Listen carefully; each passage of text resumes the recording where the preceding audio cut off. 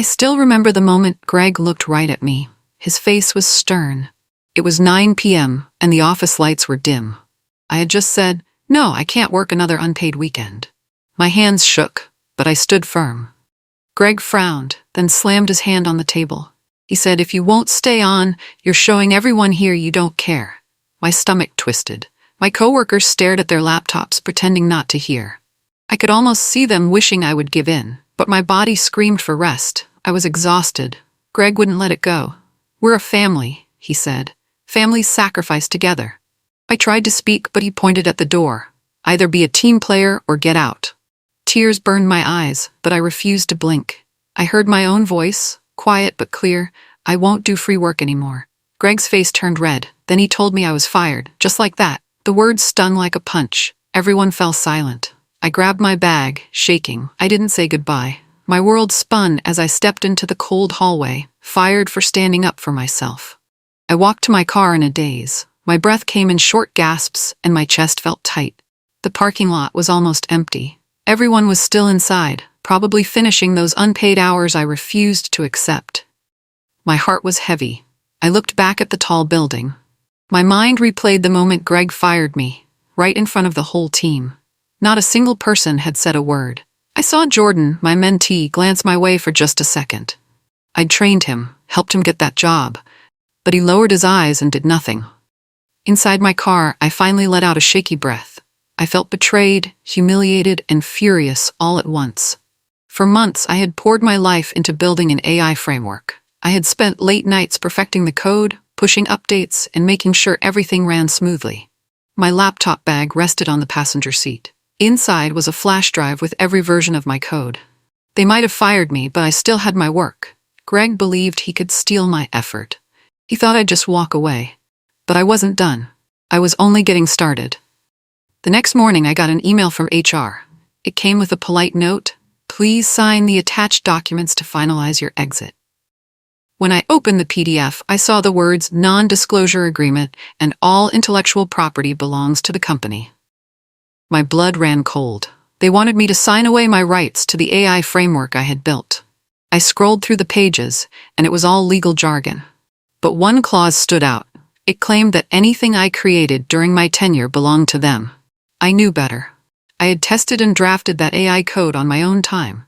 I used my personal laptop for most of the foundational work, so I wasn't going to sign away my ownership. Still, the document rattled me. It felt like a trapdoor, designed to swallow my life's work. I took a deep breath and called my attorney friend Lisa. I sent her the files.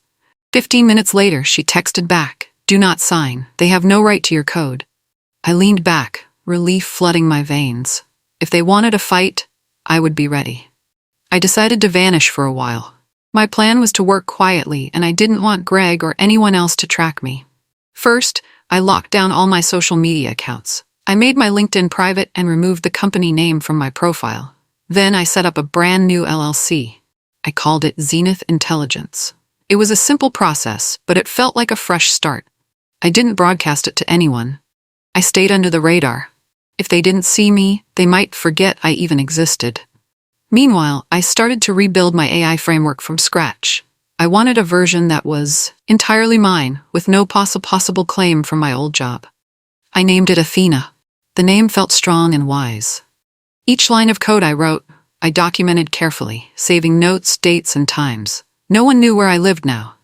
I had moved to a small studio apartment to cut costs. I worked late into the night, the glow of my laptop lighting up the cramped space. Every tap on my keyboard felt like a step toward justice. I was invisible but determined. Weeks passed, and I heard nothing from my old workplace. Then an ex-colleague sent me a cryptic text. "They're stuck. The code isn't working." I pictured them in the sleek, glass-walled conference room, trying to run demos using my old scripts. But those scripts required a special key. I had it. They did not. Jordan, who once admired my work, was now in charge of it. He had been promoted when I left, but he was young and inexperienced. He didn't know the secrets hidden in each file. Greg must have been furious, pacing around, demanding results. I felt a spark of satisfaction. They needed me. They had fired me, yet they couldn't unlock my framework. I sipped my coffee and watched the night sky through my studio's tiny window. My phone buzzed again. Another message. They're trying to contact you. I didn't reply. Let them sweat. They had fired me without a second thought. Now they were learning just how much they depended on what I had built. I closed my phone and opened Athena's code. The lines glowed on my screen, each one a promise of my future. I smiled. They wouldn't take this from me. One early morning, I found a polite email from Greg in my inbox. His tone was unnatural, like an actor pretending to be friendly. Hope you're doing well, it read. We'd love to reconnect. I stared at my screen. I could imagine Greg's stiff expression as he typed. He knew the system was half finished without my help. Investors were waiting for a big demo, but that demo could never succeed if the code kept crashing. For a moment, I was tempted to reply. I wanted to ask, "You fired me, remember?" But I held back. I clicked delete. I would not give Greg the satisfaction of a response. Instead, I prepared a cease and desist letter with the help of Lisa. We outlined the key points. The code was mine. They had no legal right to use it. If they tried, I would sue. Then I sent it to Greg's office address. The letter was short but firm. I felt my pulse quicken. I was done playing nice. They had set these rules, and I would use them to protect myself. I closed my laptop, my heart steady. A quiet thrill washed over me. This was my fight now. Days later, rumors spread that the investors were growing uneasy. They had expected a prototype by now, a glimpse of the AI that Greg had bragged about, but nothing was ready. The code was a mess without me. At the same time, I heard whispers that Greg had started telling people I wasn't the true creator. He claimed I had only supported the project, not led it. The lie made my blood boil. I had built the entire foundation of that AI. He was trying to erase me. A friend in the legal department told me they're going to fake a demo. My friend sounded worried. Greg planned to patch together a few lines of code to show something working, just to keep investors calm. I sat in my small apartment, reading over Slack logs and email exchanges where I had clearly authored every significant piece of code. I saved them in a folder labeled Evidence. I wanted to be ready if they tried to push me. I felt a swirl of anger and determination. Greg was planting seeds of doubt about my work, but soon the truth would sprout where everyone could see it. One morning, my inbox lit up with a large, anonymous file transfer. The subject line read, "You deserve to see this." My heart skipped a beat. I almost deleted it, but something told me to open it. It contained a folder of secret recordings and meeting notes.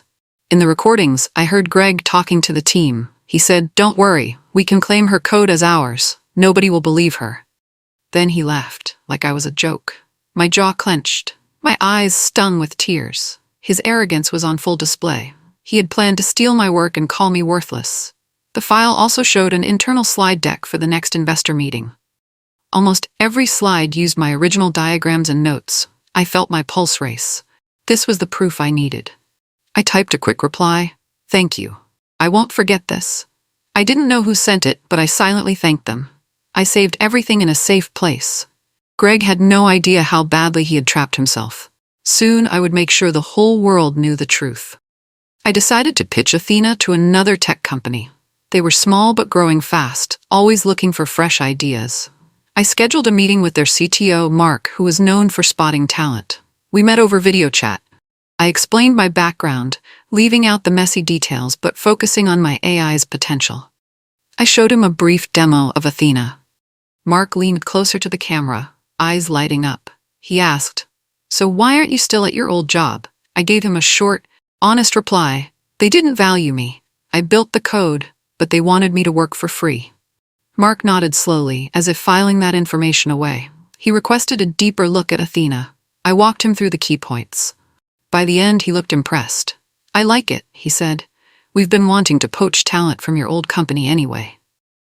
When we ended the call, I felt a surge of hope. Maybe I had found a new team, one that respected my work. And if this partnership happened, it could strike a blow against Greg's attempts to claim my code. I couldn't wait. Late one night, my phone buzzed. It was Jordan. I hadn't heard from him since the day I was fired. The message was simple. "I'm sorry, can we talk?" I hesitated. Jordan had been my mentee. We spent hours together debugging code, discussing new features, and dreaming big. Then he stood by silently while Greg humiliated me. Curiosity won out. I replied, "Sure." He called me immediately, his voice shaky. He confessed, "I feel terrible. The code is falling apart. Greg is lying to everyone." I felt a rush of anger, but also pity. Jordan sounded young and scared. He admitted, "I never wanted this. I tried to speak up. He threatened to fire me too." I took a breath. "Then do the right thing now," I said.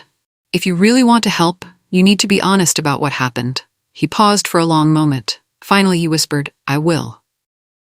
We hung up, and I stared at my phone. I wondered if Jordan would keep his word or if he was just trying to ease his guilt. Only time would tell. The competitor company moved fast. Within a week, Mark contacted me again. He offered me a contract to develop Athena under their banner. If my code worked as promised, they would pour in funding and resources. He said, "We can roll this out to major clients." I gulped. This was a huge step, but it felt right.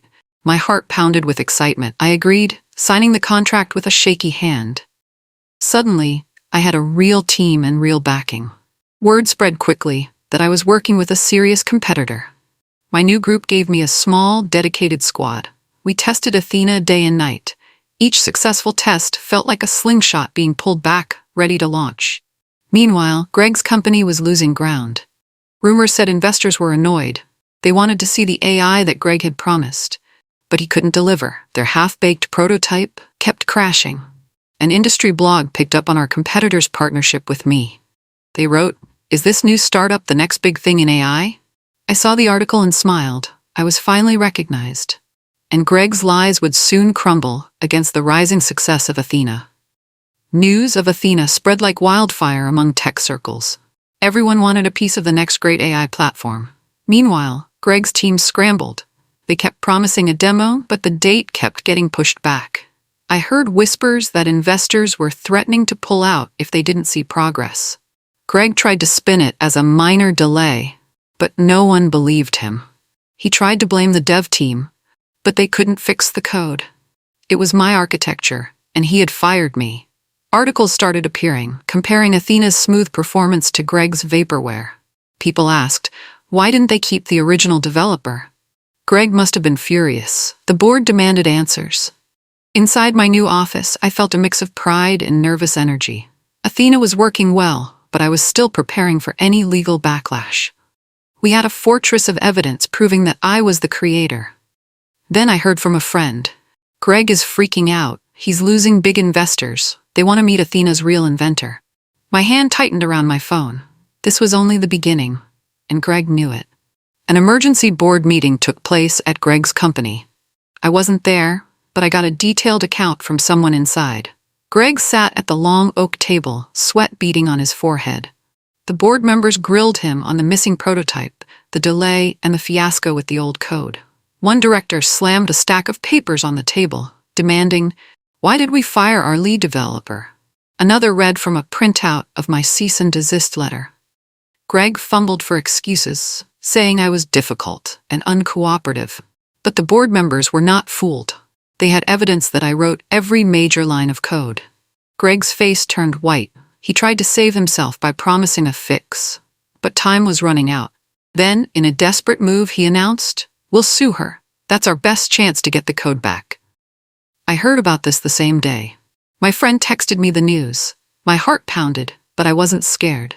I had documented everything. If Greg wanted to sue me, he'd have to face the truth in court. I closed my eyes and smiled. This was my moment to stand strong. As predicted, the lawsuit arrived in my mailbox a week later. Greg's company accused me of stealing their property. My hands shook as I flipped through the pages. They wanted everything: my code, my profits, and even an injunction to stop me from using their AI. But I was ready. My attorney, Lisa, had gathered all the evidence we needed. We filed a counterclaim, showing the actual timeline of the code's creation. Our logs, Slack messages, and design docs proved it was always my project. Then we revealed Greg's attempts to force me to work unpaid hours. We exposed his decision to fire me in front of witnesses, and we listed the direct threats he had made. Our response flipped the script. We showed the court that the real theft was his. He had stolen my time and tried to claim my invention. Suddenly, the lawsuit changed direction. Greg's lawyers seemed stunned by the depth of our evidence. A judge set a hearing to see if my counterclaim was valid. I felt calm. I knew the truth, and I sensed that Greg had stepped onto a legal landmine of his own making. A few days later, leaked emails from Greg's company appeared on a tech news site. The emails showed how he planned to spin the story to the press. He called me a disgruntled ex-employee. He lied about me refusing to work, painting me as lazy. He even joked about blacklisting me in the industry. People in the comments section erupted in outrage. They had seen my public demos of Athena. They recognized me as a talented developer. Now they saw Greg as a bully. His company's reputation took a huge hit. Investors began to flee, cutting ties to avoid bad publicity. Media outlets started digging deeper. They found workers who claimed toxic management and unfair overtime practices. Suddenly, my fight was no longer just about me. It was about a culture of exploitation. I received a formal letter from Greg's board offering a public apology if I dropped the lawsuit. I laughed when I read it. An apology meant nothing without true accountability. I refused to accept their half-hearted deal. I felt the walls closing in on Greg. He had so many enemies now, and I stood at the gate, holding my code in hand, ready for battle. The next major event was a private decision. Lisa and I sat at a plain table in a small conference room. Jordan walked in, shoulders slumped, eyes down. He looked terrified. When the court reporter asked him to state his role, he said softly, "I was promoted after Alina was fired." Then he began to explain how Greg had pushed him to say he co-created the code. Jordan looked at me once, guilt written all over his face. He admitted he was afraid for his job. Greg had threatened him, saying, "You better back me up if you want to keep your career." Jordan's hands shook as he recounted how he had watched me do the real work, line by line. "Elena was the brains behind the system," he said firmly. Those words sent a rush of relief through me. It was the confirmation we needed. The deposition ended with Jordan apologizing to me. I nodded, not sure what to say. After he left, I felt the weight lift from my heart. Greg's case was crumbling from the inside. The truth had finally been spoken under oath. While the legal battle continued, I decided to speak out. I wrote a short article on Medium titled "The Work I Was Fired For." I began by describing the day Greg told me I had no place there. Then I explained how I built the AI, how many late nights I spent perfecting it, and how I refused to sign away my invention. I kept the tone factual but personal.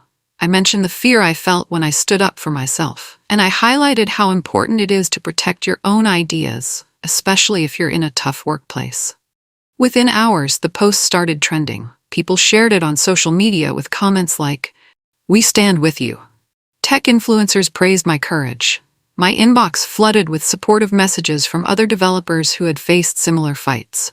By the end of the day, major websites picked up the story. They wrote headlines like, "Developer reclaims her invention after toxic firing." Some even called me a hero, though I didn't feel like one. I just felt relieved that my voice was no longer silenced. I was telling my story on my own terms. After my Medium post went viral, I got requests for interviews from business podcasts, local news channels, even a national TV spot. I was nervous. I wasn't used to all this attention, but Lisa said it would help our case, so I agreed to a major tech podcast. The host asked me gentle questions at first. How I got into coding, why I loved creating AI. Then we dug into the bigger topic, workplace exploitation. I explained how companies sometimes expect endless overtime and can punish those who resist. I spoke about how I was fired for saying no. My voice trembled at times, but I stayed steady. By the end, the host thanked me.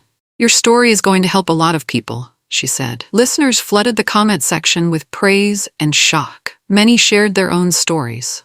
That night, I appeared on a segment of CNN Business. It was surreal. I sat in a small home studio answering questions live. My phone buzzed nonstop. Friends, family, and old classmates reached out in support. Greg's name was all over the news, but for the wrong reasons. The public saw his company as the poster child for greedy practices. I felt vindicated. Not long after the media storm, I received an email from Greg. It was longer than the last one, filled with apologies and sweet promises. He said the board was considering rehiring me. He offered double my old salary and a fancy title, Lead Innovation Director. I read it twice, feeling a mix of amusement and disgust. Did he think money would fix everything? He had stolen my work, fired me in front of everyone, and then tried to sue me. Now that I was gaining recognition, he wanted me back. I typed a simple reply, "No, thank you. I wish you well." Then I forwarded the email to a tech journalist who had followed my story. They published a piece titled "Fired Developer Now Courted by Former Boss." The internet exploded with mockery aimed at Greg. People called it shameless and desperate. I felt a deep sense of closure. I didn't need his approval or his job offer. I had found my own way. My worth was never tied to his company. For the first time since I was fired, I felt completely free. My new partner company arranged a tech summit in San Francisco. They invited me to speak on a panel. I stood on a wide stage, staring out at a sea of faces. I gripped the microphone tightly, my voice quivering with nerves. But once I began to talk about Athena, I found my flow. I described how it was meant to revolutionize data analysis. I told them how I almost lost it to corporate greed. The crowd listened closely. Afterward, people surrounded me, asking questions about the future of Athena. They wanted to know how I felt now that I had broken free. I told them, when it's your creation, no one can truly steal it if you stand your ground. Cameras flashed, and I felt proud. By nightfall, articles popped up praising my presentation. They said I brought both technical insight and a powerful personal story. A huge wave of positive press came for both me and my partner company. I remembered how helpless I felt that night Greg fired me. Now I was speaking at major summits, recognized for my work. It proved that real talent can't be erased. With my new funding and a growing network, I set up a small office for Athena's development. It was a sunny space filled with whiteboards, computers, and creative energy. I hired 4 talented people to join my team. Each one specialized in different parts of AI and machine learning. I had a quiet dilemma. Jordan reached out again, asking if I needed more help. He had apologized many times, and I believed he was truly remorseful. My gut told me he could be a great developer if guided right. So I took a chance and offered him a position. When he arrived on his first day, he looked nervous and thankful all at once. He said, "I won't let you down." I just nodded. This wasn't about holding grudges. It was about growing something better. In our office, we coded side by side, building new features for Athena. The tension from the past was there, but it felt smaller now. We were all focused on a brighter future. Day by day, the system improved. I saw how real collaboration could flourish when trust replaced fear. After months of hard work, we sent out the final paperwork to secure a provisional patent for Athena. I remember pressing submit on the online form. My palms were damp. It felt like I was locking in my rights once and for all.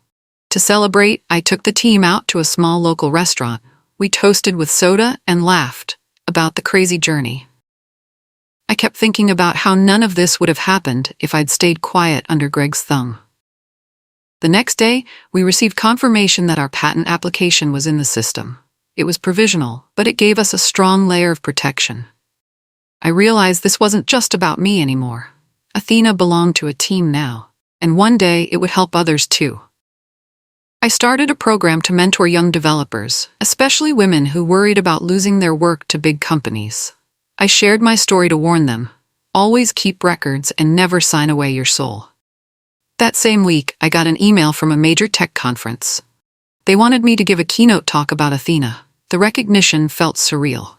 A week before the conference, my inbox flashed with a new message from Greg. It was long, almost rambling. He started with, "I'm sorry." Then he explained how he felt pressured by deadlines and worried about losing his position. He blamed stress, the board, and even the economy. He wrote, "I never should have fired you. You were the star of the team." He mentioned how the lawsuit had backfired, how he regretted trying to steal my code. He said he wished he could change the past. I read it twice, feeling strange. Part of me was angry. Another part felt sad for him. But I had moved on. I didn't need this apology to heal. My success had come from my own effort, not his guilt.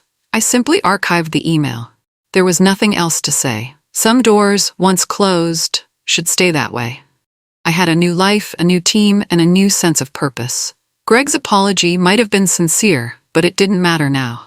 I breathed out, letting go of the final bit of bitterness in my heart. The night before our first major international deal closed, I sat on the rooftop of my apartment building with my co-founder Mark. We had grown close, working together every day to improve Athena. The city lights sparkled below us. Mark asked, "Do you think it was worth all the trouble?" I paused, thinking about the stress, the tears, and the moments of fear. Then I nodded. "Yes," I said. "I'd do it all again to protect what I created." We sat in silence, each of us lost in thought. I remembered how powerless I felt when Greg fired me, how the humiliation burned my soul. But that was the spark that lit this entire journey. Now I had a strong team, a growing company, and a product that was shaping the future of AI. Quiet power. That was the best way to describe how I felt. I didn't need to scream for vengeance. I simply worked in silence, letting results speak for me. And the results were undeniable. Athena was real. It was mine, and it was changing everything. We stood up to leave. I felt a sense of peace that I had never known before. A month before my next investor meeting, Greg faced his biggest blow.